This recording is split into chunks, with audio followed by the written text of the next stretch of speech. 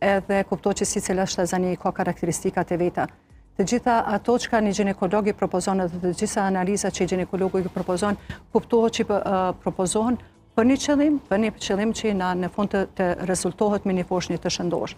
Djetë duke filluar prej analizave kryesore, dhe më thonë, si në fillim të shtazanies është për shembull një pasqyrje gjakut, ato që janë elementare, grupi gjakut i cili është në kuptohet shumë e rëndësi, niveli antitrupave, dhe më thonë, është shumë e rëndësi.